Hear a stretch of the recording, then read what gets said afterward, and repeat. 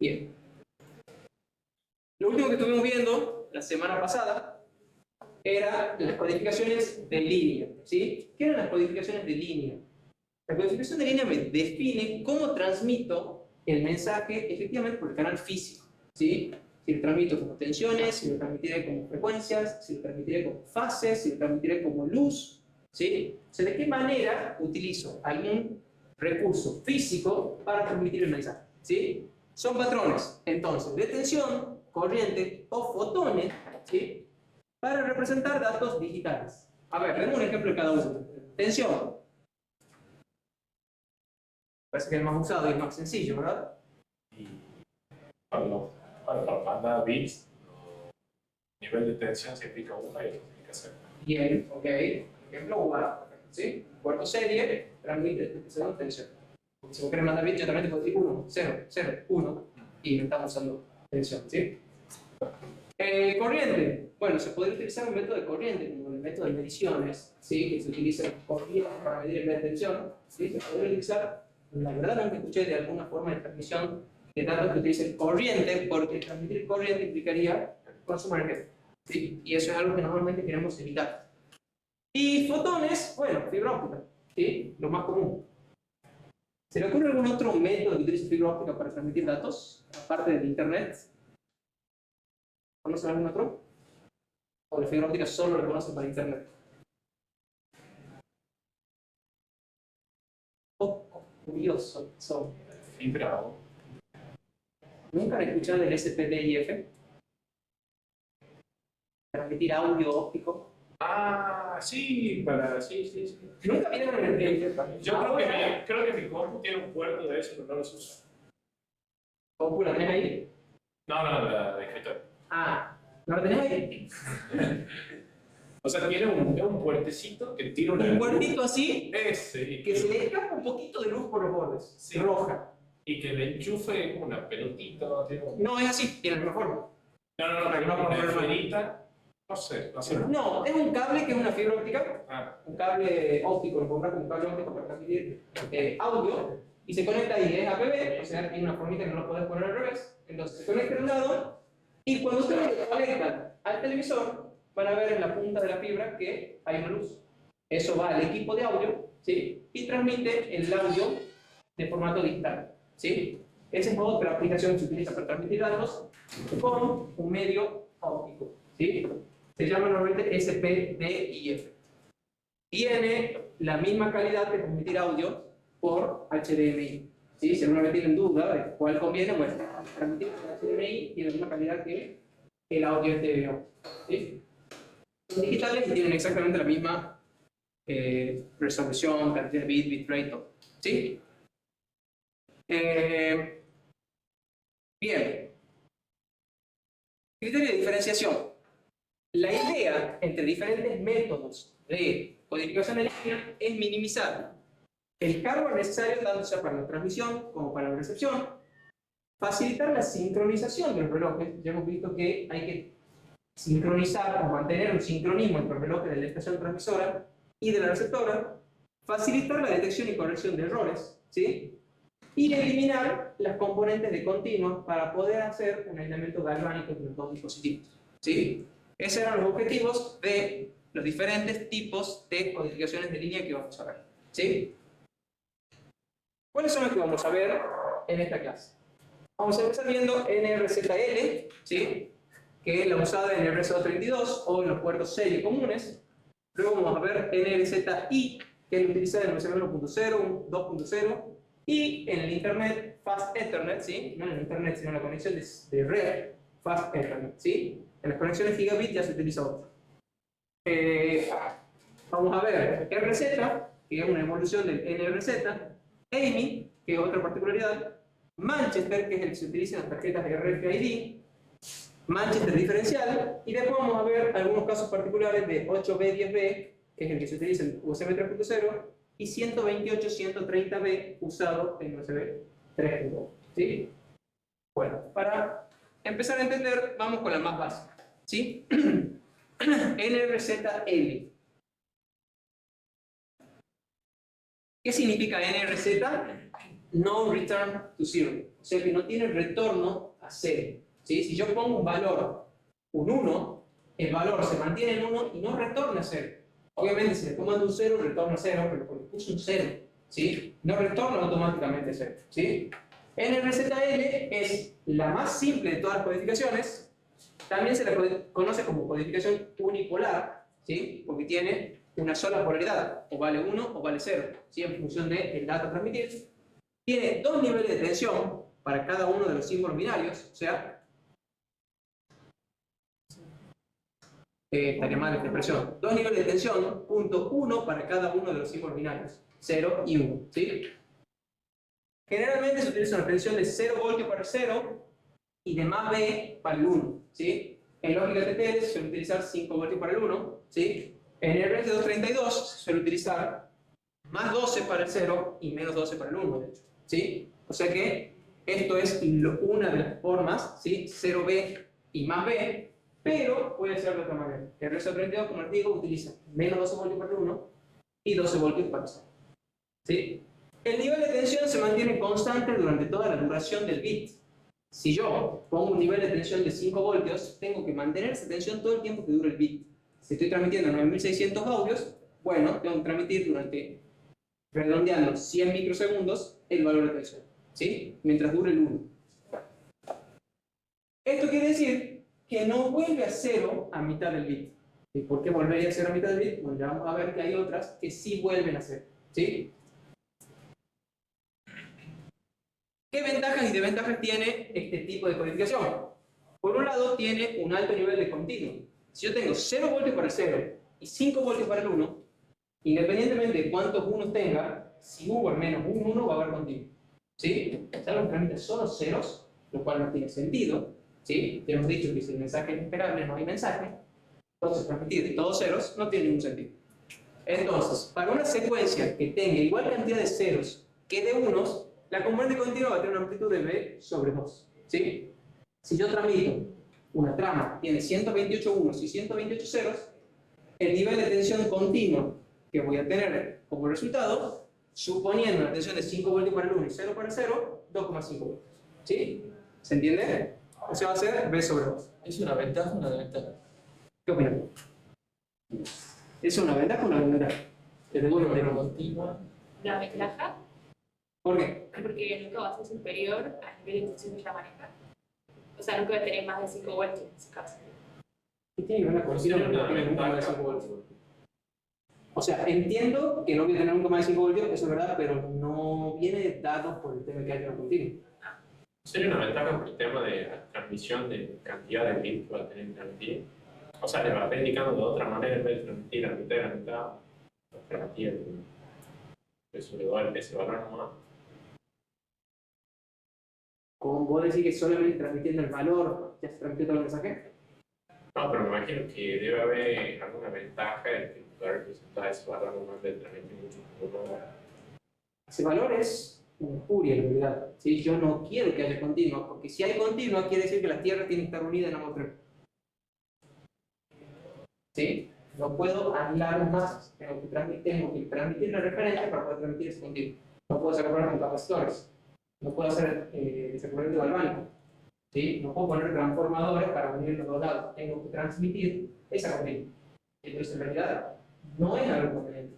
Lo que vos decís, y no, en realidad no sería así, porque si bien esa continua te aporta algo de información sobre qué relación hay entre unos y ceros, no te dice nada sobre el orden que viene.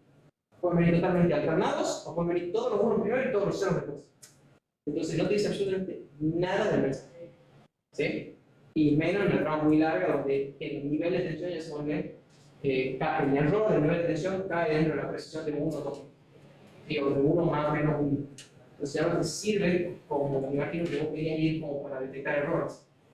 Decir, bueno, si tengo B sobre 2, no sé, tiene que ser mitad 1 y mitad 0. Si no hay mitad 1 y mitad 0, tiene que ser yo mal. ¿Eso es como apuntabas? Sí. Bueno, no. Si la es muy larga ya no te sirve eso. ¿Sí? ¿Se entiende? Entonces, ¿está bueno?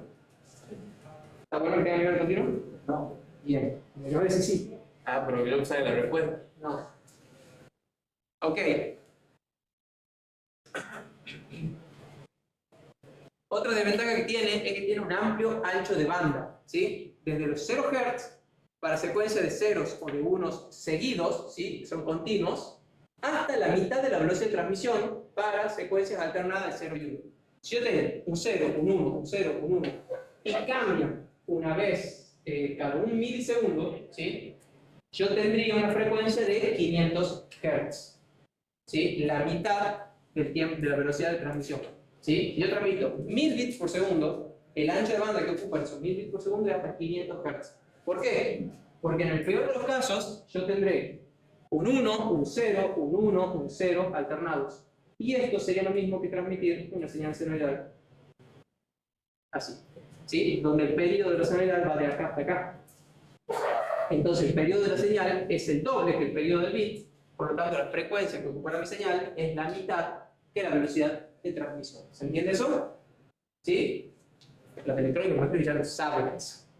Quiero creer. Lamentablemente sí. Bien.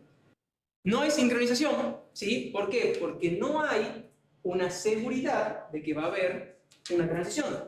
Yo no sé si pueden pasar 10 bits igual a 1 seguidos, o 100, o 1000. Entonces yo no tengo la certeza de decir, bueno, cada 10 bits va a haber una transición. Eso nos va a asegurar el sincronismo. En este caso no lo puedo saber. En NRZ-L no lo puedo saber, porque puede haber una trama que sean 1000 ceros seguidos, ¿sí? Y después, bueno, viene un 1. Pero durante esos 1000 ceros, yo no, ¿cómo hago para mantener el sincronismo? Es decir, o fueron 999 o fueron 1001 unos, ¿sí? O sea, no recuerdo qué dije. Pero se entiende la idea, ¿verdad? Y la señal, por supuesto, tiene polaridad, ¿sí? ¿Por qué? Porque tiene un nivel de continuo. Si tiene un nivel de continuo, va a tener una polaridad. En este caso, positiva, ¿sí? Si utilizáramos el RS232, como les decía, donde el 0 vale más B y el 1 vale menos B, ahí ya no tendríamos polaridad y no tendríamos continuo, por ejemplo, ¿sí? Pero sigue siendo una especie de NRZ. Después tenemos el sin retorno a cero invertido, que mantiene el nivel de tensión constante durante el intervalo del bit. Los datos se representan por cambios en la señal y no por niveles, ¿sí? O sea que cada vez que hay un dato, yo invierto el valor de la señal.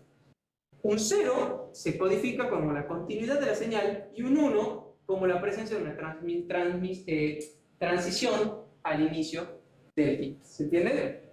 Si yo transmito puro 0, la señal se mantiene. Si yo transmito un 1, la señal cambia. ¿Sí? Entonces, ¿cómo? No importa qué estado. No importa en qué estado. Si yo transmito 5, 1 y venía en 1, bueno, va a ser cambio, cambio, cambio, cambio, cambio. Y queda en 0. 0, ¿sí? ¿Se entiende? Después transmito 0, bueno, se mantiene el estado. Si transmito un 1, bueno, cambia a nivel alto y después sigo transmitiendo 0, se mantiene. ¿Se entiende? Ya vamos a ver en las gráficas cómo se representa cada una para que la entiendan mejor. ¿Cómo? ¿Sí? Supongamos que yo tengo la siguiente cadena de bits: 0, 1, 0, 0, 1, 1, 0, 0, 0, 1, 1. ¿Sí? En el RZL, fíjense que yo tengo un cambio cada vez que tengo un bit distinto al anterior, ¿sí? La señal solamente cambia cuando el bit cambia. Si se mantiene el bit, obviamente se mantiene igual, porque tiene un valor fijo para cada valor de bit. Entonces los unos valen B, los ceros valen 0 voltios, ¿sí? Y en NRZI, fíjense que cuando yo tengo un 1, la señal cambia el inicio del bit. Cuando tengo ceros, la señal se mantiene, ¿sí? Después tengo un 1, la señal vuelve a cambiar. Tengo otro 1, la señal vuelve a cambiar, ¿sí? Y luego tengo varios ceros, entonces la señal se mantiene constante. Son diferentes los dos tipos de codificación. ¿Por qué? Porque en caso de haber alternancias de 0 y 1, esta tendría una frecuencia mayor que esta, ¿sí? Porque esta estaría cambiando constantemente, mientras que esta cambiaría cada 2 bits. Porque si tengo 1 y después tengo un 0, no cambia. Después tengo otro 1, vuelve a cambiar. Entonces esta tendría un ancho de banda más pequeño ocupado, mientras que esta tendría un ancho de banda más grande. Pero si transmite una secuencia de puros unos, esta estaría cambiando a máxima frecuencia y esta estaría estable, ¿sí? Entonces son diferentes, no hay una ventaja o desventaja palpable, digamos, entre uno y otro. No había entendido la de abajo. O sea, cuando cambia el bit, debería cambiar la señal. Cuando hay un 1, cambia la señal. En este es cada vez que cambia el bit. Si era un 1 y cambia a 0, cambia la señal. Claro. Si era un 0 y cambia un 1, cambia la señal. Porque ahí en ese caso, como cambia de 1 a 0 al principio, no cambia la señal. Si cambia, acá. Ah, pero después vuelve a 0. Se mantiene. No vuelve a 0. 0 es mantener el nivel de tensión. Vos estás pensando que este nivel corresponde a un 1 y este nivel corresponde a un 0. No. Un 1 implica que hay que cambiar el nivel de tensión. Y un 0 implica que hay que mantenerlo. No importa en qué valor esté. Hay que mantenerlo. Entonces lo mantiene porque hay un 0, lo mantiene porque hay un 0, cambia porque hay un 1. A ver, Fíjate que este 1 está representado con el mismo nivel de tensión ¿qué con que el acá representamos 0. No que con el 0, que acá representamos 0. Pero el cambio, este flanco me indica que viene un 1. Este otro flanco me indica que hay otro 1. otro? Y al mantenerse indica 0. ¿Sí? ¿Estamos? ¿Se entiende? Bien. ¿Qué ventaja o desventaja tiene NRZI? Es más segura la detección en transiciones que las de niveles. ¿Por qué? Es más fácil detectar una transición en una señal que un nivel, sobre todo si hay ruido. ¿Sí? Porque el ruido puede hacer que los niveles se confundan, los niveles de tensión. En cambio, las transiciones siguen estando fijas. ¿Sí? Las transiciones se siguen detectando. Aunque haya mucho ruido, es difícil modificar una transición, un cambio abrupto. ¿Sí? Puede ser que el nivel de ruido haga que el 1 se confunda con un 0, que el 0 con un 1 en niveles de tensión, pero cuando hay el cambio se detecta. ¿Sí? Es mucho más fácil detectar un flanco que un nivel de tensión. En un sistema, es un sistema más complejo para transmitir, ¿sí? O sea, es más complejo generarla a la señal. La señal ahora ya no está polarizada, ¿sí? Y el resto de las características son prácticamente las mismas que para NRZ-L, ¿sí? Veamos ahora otro tipo de codificación que es el RZ. En este caso sí va a haber un retorno a 0, por eso se llama RZ. El bit 0 lo vamos a representar por una tensión de 0 voltios, ¿sí?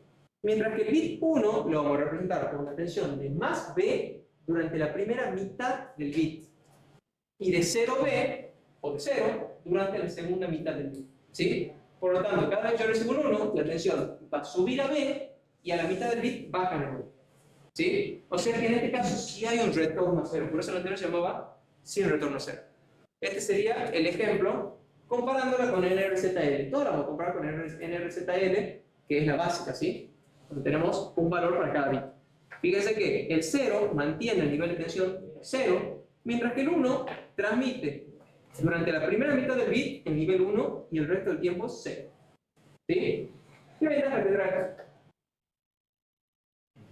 No asegura que no va a ser estable la señal. ¿Cómo? No asegura que la señal no va a ser estable todo el tiempo si transmitimos todo. ¿No? Bien, puede ser. Nos asegura que la señal ya no va a tener siempre se va a estabilizar en 1. ¿Qué otra ventaja? Disminuye la tensión media. ¿Cómo? Disminuye la tensión media de la señal. Disminuye la tensión media de la señal, ¿sí? Disminuye el nivel de continua. El nivel máximo de continua yo podría tener acá transmitiendo puros unos es un medio, y en la trama que tenga igual cantidad de unos que de 0 sería un cuarto de B, ¿sí?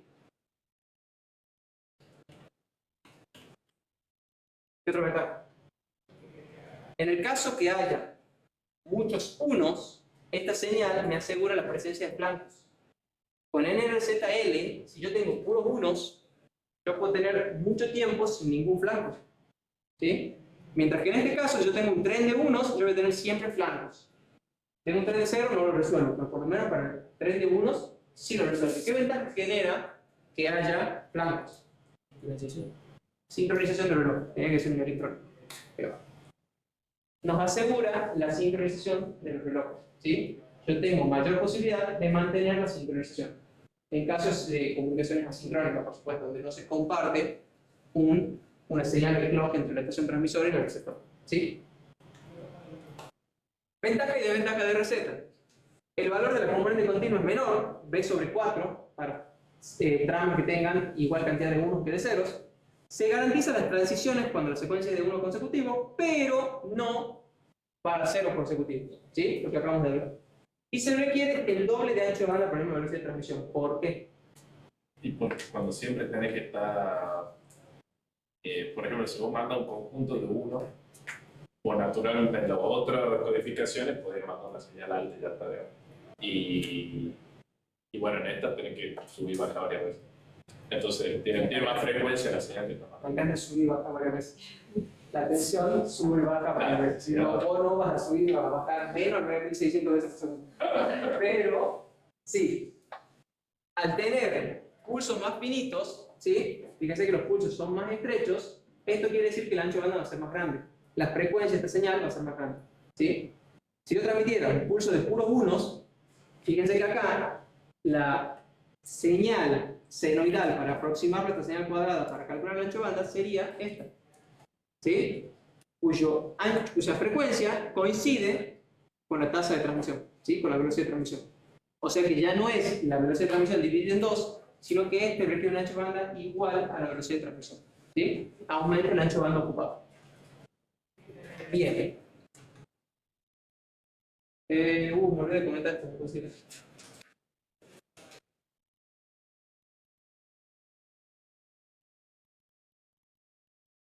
Digamos de acá. Me olvidé de comentar esta diapositiva. Es más, deben estar en la diapositiva que he subido probablemente. Sí, ¿verdad? Faltó comentar. Oculto esa diapositiva para que no salgan porque son los repasos de dónde hemos llegado a la clase anterior.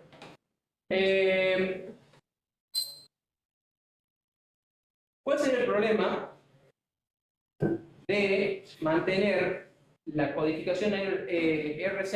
Hemos dicho que aseguraba el sincronismo si hay un 1 cada cierto tiempo, pero no si hay un tren de ceros, ¿verdad? En NRZL yo no puedo asegurar el sincronismo, ni para trenes de ceros ni para trenes de unos. Pero si para los elementos 1 yo ya sé que hay asegurado un flanco, mientras que para los trenes de cero no, yo podría insertar un 1 cada cierta cantidad de ceros, y de esa manera aseguro que, por decir algo, cada 6 elementos, cada 6 bits, va a haber una transición por elemento, ¿sí? Y eso me ayuda a mantener el sincronismo. Eso se conoce como bit stacking, ¿sí? Insertar bits, ¿sí? En codificaciones de línea NRZ o RZ podemos tener muchas secuencias de bits consecutivos que no impliquen transiciones, ¿sí? Lo cual va a dificultar la sincronización. ¿Se acuerdan que en UART agregamos el bit de start y el bit de stop para asegurar la transición? ¿Sí? Bueno, una técnica sencilla para solucionar este inconveniente es insertar bits adicionales después de una determinada secuencia de bits iguales. Por ejemplo, después de 5 ceros, insertamos un 1 adicional, ¿sí? El receptor va a detectar la secuencia y va a descartar los bits adicionales, ¿sí?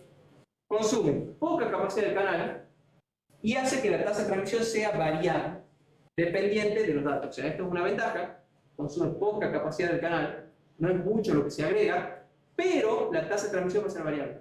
¿Por qué? Si hay varios trenes de cero, yo voy a insertar varios 1 y la tasa de transmisión disminuye, la tasa de transmisión efectiva, ¿sí? Ahora, si hay un mensaje que no tiene ceros consecutivos, nunca inserto un bit, se transmite más rápido el paquete. ¿Se entiende?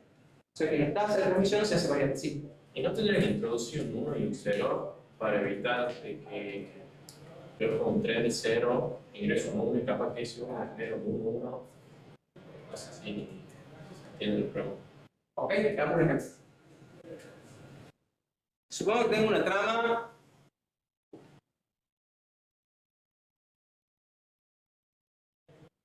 Vean, es ahorita.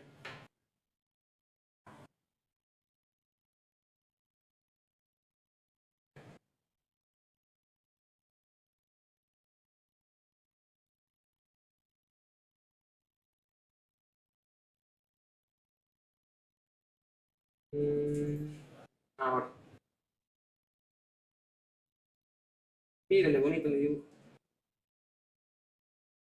Bueno, vamos a borrar esto, ¿sí?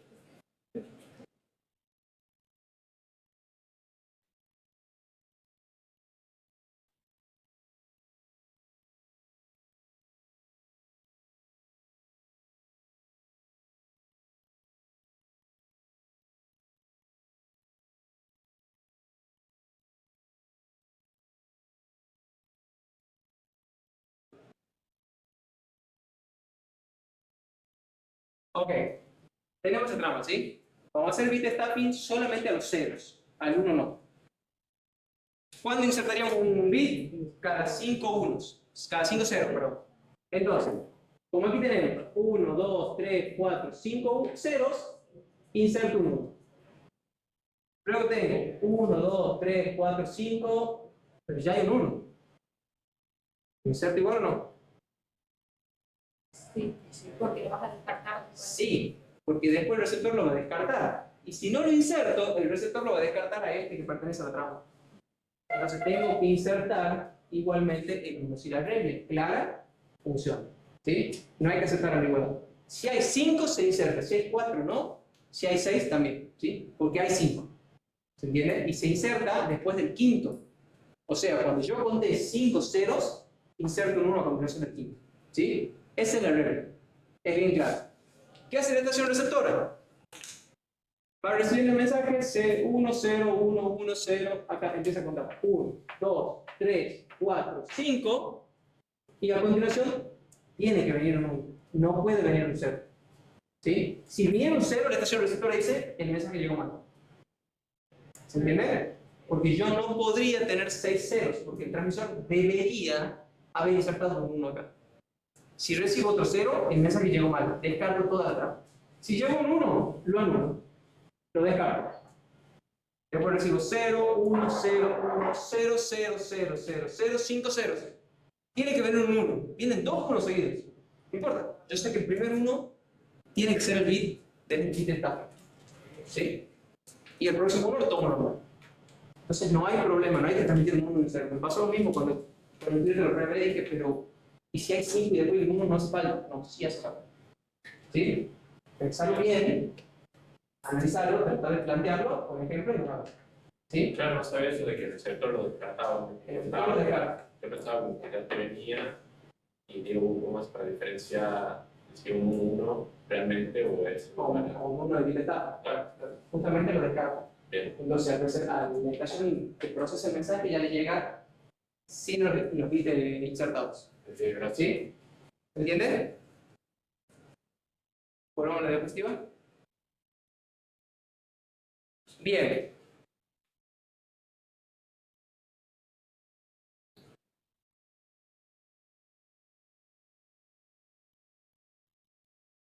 Ahí está. Bueno, ¿quiero hacer un descansito? Así seguimos después con los próximos. Ya vi el bit staffing, piénsenlo, mastíquenlo un poco y continuamos con él en 5 minutos. Hey, Nami, no sé cómo se pronuncia, pero Tengo una hoja. Voy a tener que copiar chico cuando va a hacer otro, que nunca lo voy a pasar, pero bueno, de eso sí, ya lo tenemos de tres, pero dejamos para la foto. ¿sabes el micrófono de esa zona? Tiene que estar una hoja. Creo que está dando bien el micrófono ambiental de esa zona, así queda para la posteridad todo lo que estoy diciendo. Bueno, hemos quedado en bit staffing, ¿sí? ¿Se entiende el concepto? ¿Se entiende la idea, verdad? Se puede hacer ceros, se puede hacer para unos o se puede hacer para uno solo, ¿sí? Puede ser para los dos, quiero decir. Puede ser tanto para el 0 como para el 1, que sería necesario en RZL, pero en RZ solamente sería el 0 para el 0, ¿sí? ¿Por qué? Porque los 1 siempre generan transiciones, entonces no hay problema de detectar los 1, ¿sí? Son inequívocos porque lo que hacemos es contar la cantidad de flancos, ¿entiendes? Bien. Después tenemos el método de inversión de marca. Y viendo qué significa, me doy cuenta de que en realidad no es ni AMI ni AMI, sino sería AMI. ¿Sí? Porque son siglas de Alternate Mark Inversion. ¿Qué significa el método AMI? También conocido como bipolar. Es una variante un poco rara de RZ, ya van a ver que es bien rara, no un poco. El símbolo 0 se representa por una tensión de 0 voltios, mientras que el símbolo 1 se representa por un pulso positivo o negativo. ¿Sí? Los pulsos que representan los 1 deben ir alternados, o sea que si el 1 este representa un pulso positivo, el próximo 1 representará un pulso negativo. Maneja dos niveles de tensión diferentes, o sea que ahora en vez de tener 0 y B, puede tener 0 más B y menos B. ¿Sí? Fíjense que es bien raro. Entonces, cuando tengo un 0, tengo 0 voltios.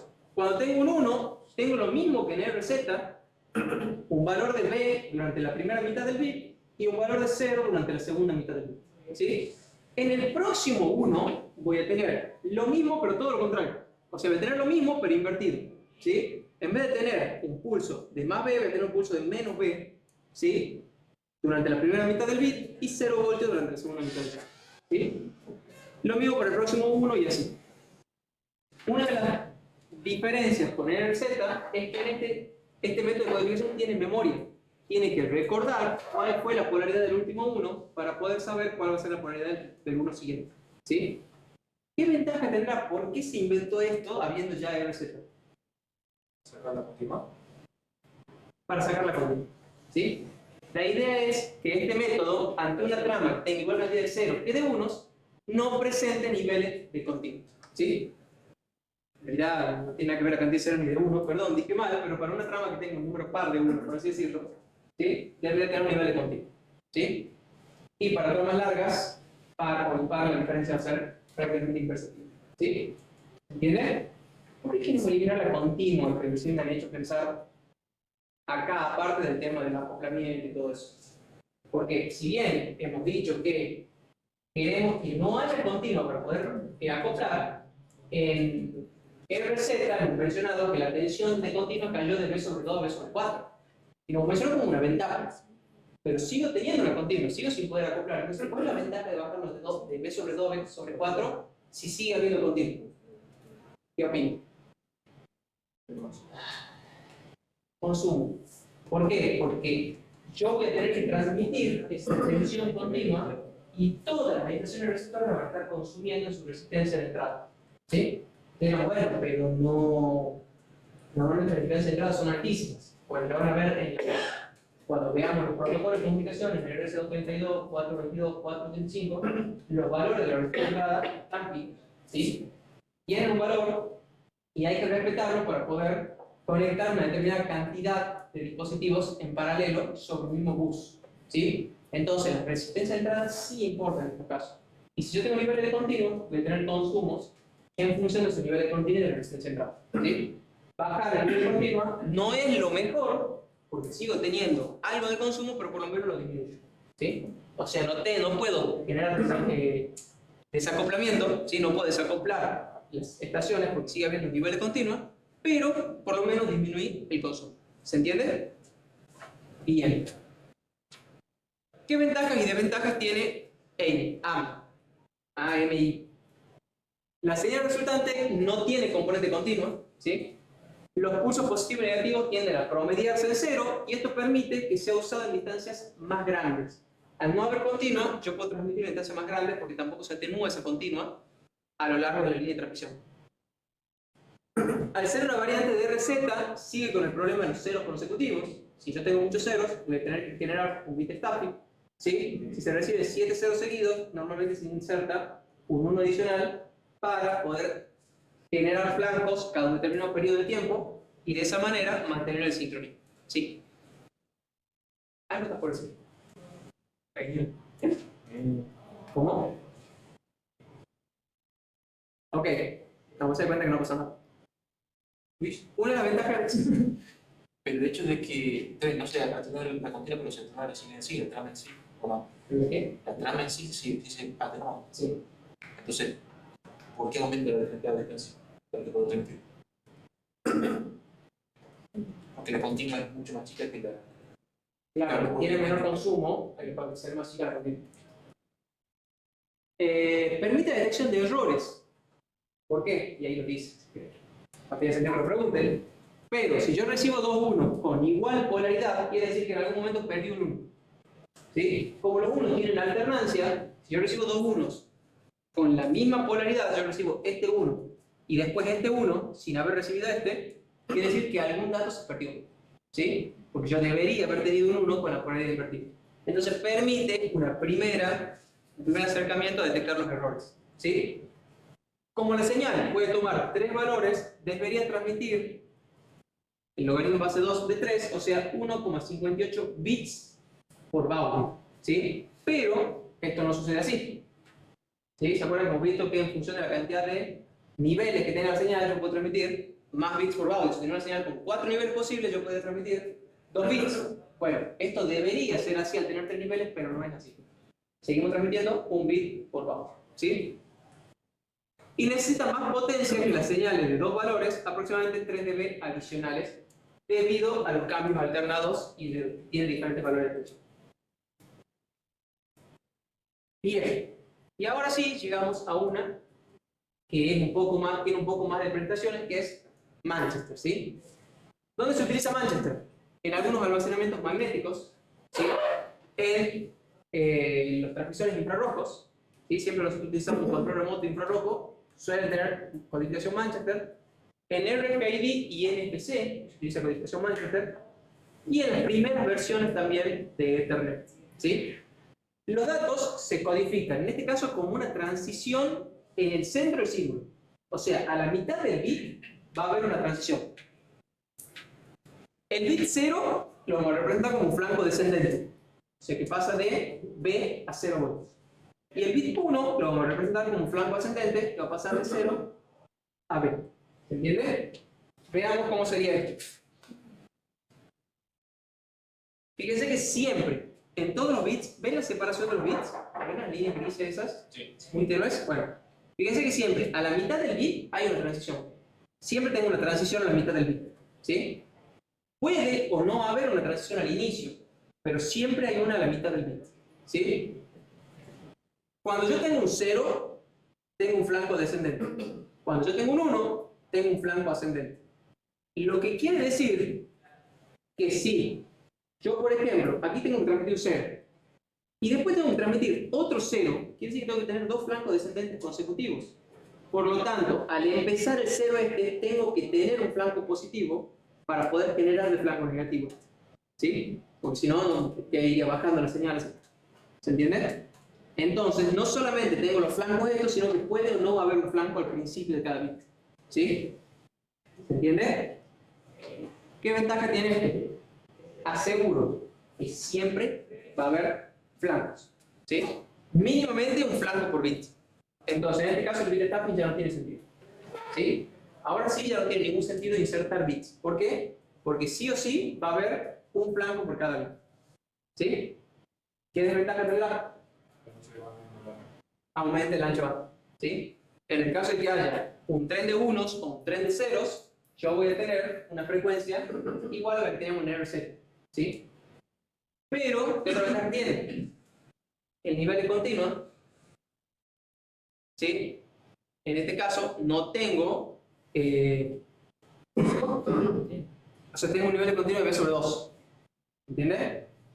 Si yo transmitiera de manera inalámbrica, como en este caso trabajo por flancos, no por nivel de tensión, puedo trabajar con más o menos, o puedo trabajar con tensiones totalmente flotantes, ¿sí? No importa cuánto sea la tensión, no importa si salta de 0 a 5, o si salta de 15 a 25, o si salta de 758 a 759, si yo detecto un flanco, hay un flanco ascendente, hay un descendente y un 0. Entonces, en estos casos, puedo trabajar sin referencia. Puedo trabajar en canal flotante, entonces la continua no me interfiere, ¿sí? No me interfiere con la transmisión. Por eso que se utiliza para el RFID. ¿Sí? En el RFID lo que hago yo es transmitir la polaridad del campo invertida. Invierto la polaridad del campo que genero y eso se transmite como una corriente inducida en el sentido contrario. Entonces, al cambiar el sentido de la corriente que se induce, listo, hubo una transición. Detecto un bit. ¿Se entiende? Por eso se utiliza para los métodos magnéticos. El valor a transmitir depende tanto del dato actual como del anterior, lo que les decía recién.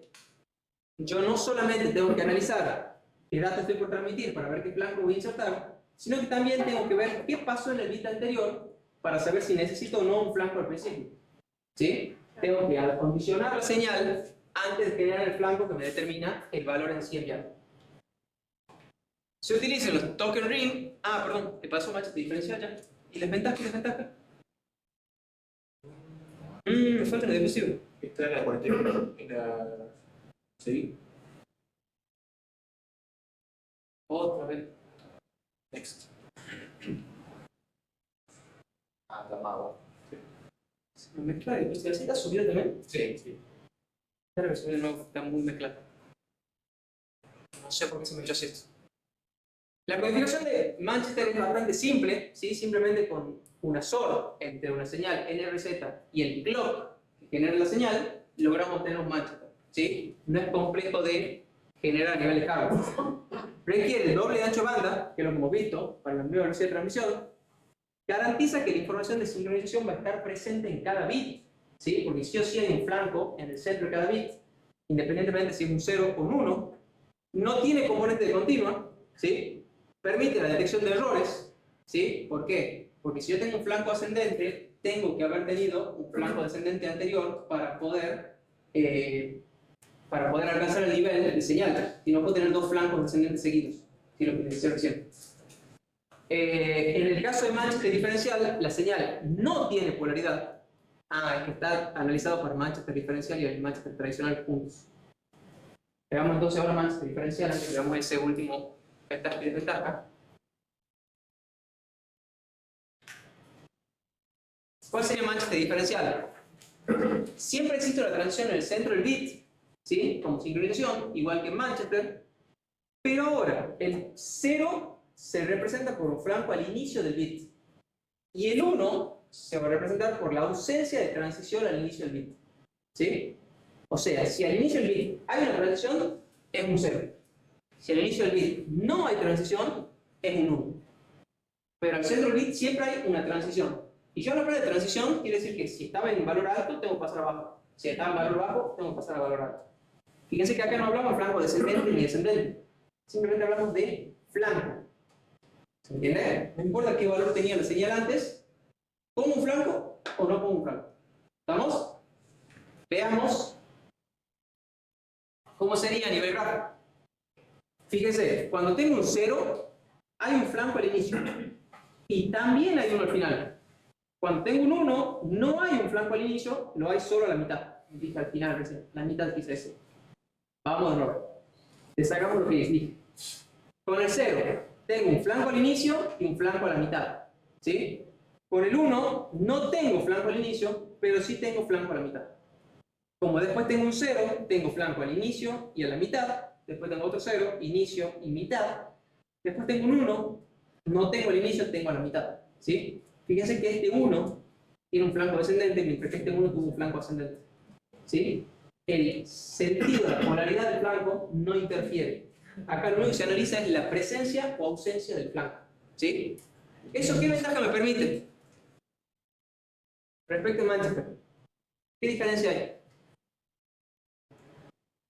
¿Y no necesito acondicionar el bit para el próximo? Claro, no tengo que tener memoria. Porque no tengo que fijar el anterior. No. Sí, es verdad, no depende del anterior, porque solamente tenés que fijarte en el dato actual para saber si pones un flanco al principio o no. Claro. En el medio va seguro. ¿Qué es lo que dicho? Eso. ¿Lo Eso mismo? me refería acá. Entonces sí. ¿Pero qué ventaja tiene? O sea, cuadrado de tu acierto. ¿Qué pasa si invierto los cables? Supónganse que los conecto al revés. No pasa nada. Sigue funcionando. Solamente busco el flanco, no me importa si es ascendente o descendente. Si en Manchester tradicional invierto los cables, se invierten los datos. Yo solamente buscaba el sentido del flanco, si es ascendente o descendente. O sea, no tiene polaridad. Manchester diferencial no tiene polaridad. Por eso se utiliza para el NFC. Si yo acerco mi tarjeta así o así, sigue andando. No importa cómo la acerque a la tarjeta. ¿Sí? En cambio, el Manchester tradicional sí le importa. ¿Se entiende? Este sí tiene polaridad, mientras que este no. ¿Estamos? Esa es la ventaja de que trabaja solamente con la presencia o ausencia de los flancos. No importa el sentido del flanco, no importa si asciende o desciende. ¿Sí? Solamente importa la presencia. Entonces, en el caso de Manchester diferencial, la señal no tiene polaridad, que es lo que acabo de decir. No importan los niveles, sino solamente las transiciones.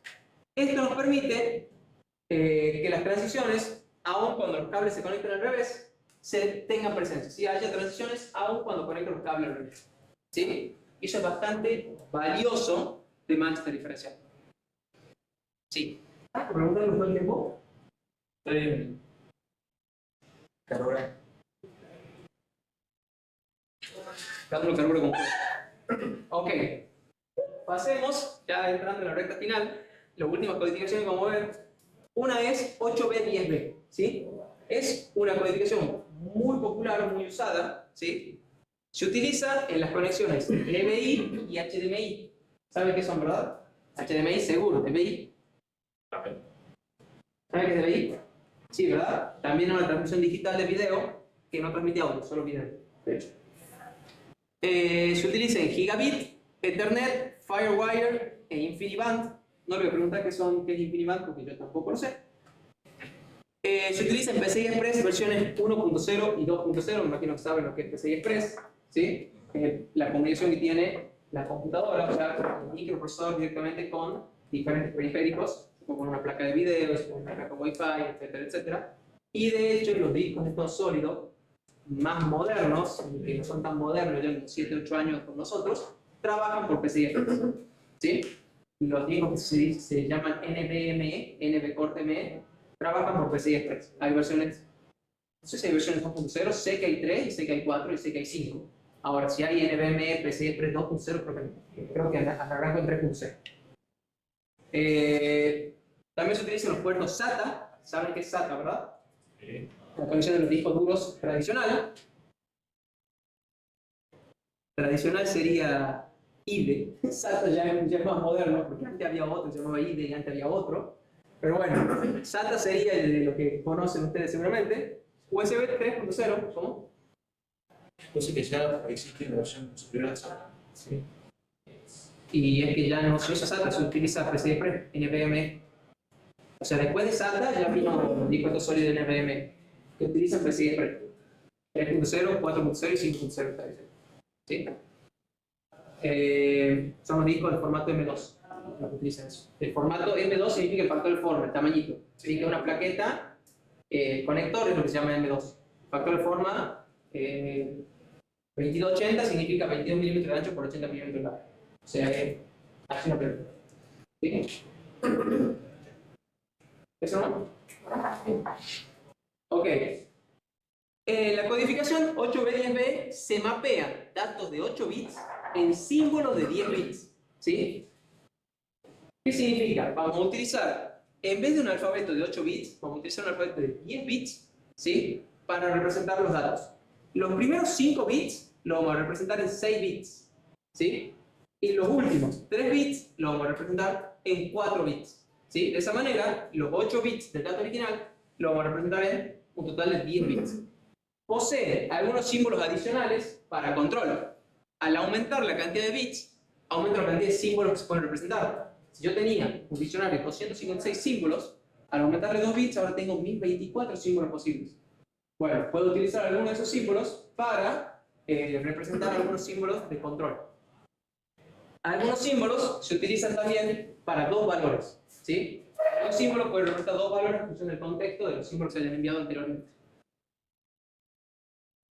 ¿Qué ventaja y desventaja tiene? No posee componentes de continuos, no posee más de 5 ceros o unos consecutivos. Al haber ampliado la cantidad de posibles símbolos que se pueden representar, me aseguro de que no haya en ningún símbolo 5 ceros o 5 unos consecutivos, ¿sí? Ya no tengo solamente 256 símbolos posibles, tengo 1024. Entonces, esos 1024 descarto todos los que tengan 5 ceros o 5 unos consecutivos, ¿sí? Y me quedo con el resto. Garantiza que la diferencia entre la cuenta de 0 y 1 es de no más de 2, ¿sí? Solamente me quedo con símbolos donde la cantidad de 0 y 1 no sea mayor de 2. O sea, si un símbolo tiene 8 ceros y 2 unos, lo descarto, ese símbolo tampoco se utiliza. Disminuyen considerablemente el ancho de banda necesario para transmitir, ¿sí? A diferencia de Manchester o de Amy, que aumentaron el ancho de banda, estas codificaciones disminuyen el ancho de banda necesario, comparado con las codificaciones de Manchester similares que poseen pulsos más chicos, y agregan un overhead del 20%. ¿De dónde sale ese 20%? De 8 a 10. Exacto. En vez de transmitir 8 bits, ahora transmito 10 bits. Y eso me agrega un overhead del 20%. ¿Sí? ¿Se entiende? No vamos a entrar con el diagrama eléctrico de niveles de tensión que utiliza. La idea es que sepan que este tipo de codificaciones utiliza directamente otro diccionario más amplio para poder codificar los valores y de esa manera lograr una comunicación más eficiente. ¿Eso aumenta la distancia de cambio? O sea, el tener... Sí, también aumentar la distancia de cambio. Y está bien hablar de distancia de cambio en codificación de línea. Sí, porque seguimos hablando de codificaciones y de valores binarios que representan símbolos. Entonces, sí. Otras variantes de 8B10B serían 64, 66B, ¿sí? Que se utiliza en 10 gigabits Ethernet, ¿sí? O sea, comunicaciones de Ethernet de hasta 10 gigabits. Disminuye el overhead, ¿sí? El overhead porcentual ahora va a ser mucho menor, en el orden de 3-4%, pero ya no garantiza estar libre de componentes de continuo. Y otras variantes serían 128-130B, ¿sí? Que disminuye aún más el overhead, es el utilizado en PCI Express 3, 4 y 5.0, y la variante de 128-132B, ¿sí? Que ya tiene un overhead un poco mayor, el mismo overhead que teníamos acá, de hecho, y es el utilizado en USB 3.1 y USB 4.0. ¿Sí? Al aumentar el tamaño, van a requerir una lógica de sincronización más compleja. Como ahora tengo un tamaño más grande para cada una de las ramas, ¿sí? Voy a requerir una lógica de sincronización más compleja porque es más el tiempo que yo puedo pasar sin los flancos de sincronización. ¿Sí? En resumen, ¿qué hemos visto? Hemos visto un montón de codificaciones en línea distintas, ¿sí? Cada una tenía sus ventajas, sus desventajas, su campo de aplicación. Hemos visto también un poco de historia, cuáles se usaban en los protocolos que ya están prácticamente discontinuados. Vimos los criterios para diferenciarlas. Uno de los más importantes era minimizar el hardware necesario para la transmisión y la recepción, ¿sí? Disminuir los niveles de continua, disminuir el valor de continua, ¿sí? No solamente eliminarlo, sino disminuirlo también era importante. Facilitar la sincronización de los relojes mediante la presencia de flancos, usualmente codificando los bits como transiciones a la mitad del símbolo, que es lo que hacía RZ, AMI, Manchester de manera más eficiente, e impidiendo cadenas largas sin variaciones de estado, que es lo que hacíamos mediante el bit estado. ¿Sí? De esa manera asegurábamos o facilitábamos la sincronización de los relojes. Facilitar la detección y corrección de errores, ¿sí? Forzando ciertas transiciones, lo que hacía AMI, que era forzar que después de un pulso positivo tenga que venir uno negativo. Si yo detecto dos pulsos de igual polaridad consecutivos, es porque hubo algún error. Y agregando algunos símbolos, ¿sí? Al agregar símbolos, que es lo que hacía 8B10B, facilito también la detección de errores. Y eliminaba la componente de continua, balanceando los niveles de tensión, o haciendo que los símbolos sean diferenciales, que es lo que hacía Manchester. ¿Sí? Manchester, diferencial.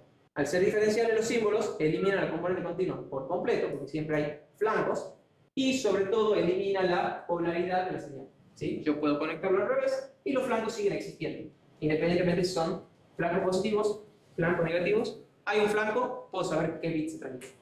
¿Se entiende? Y bueno, y con eso terminaríamos y estaríamos en condiciones de presentar la primera parcial. ¿Alguna duda? ¿Alguna duda del tema este o de alguno anterior, si quieren? ¿Estamos? Hay que estudiar primero para que surjan las dudas, ¿verdad? Ok.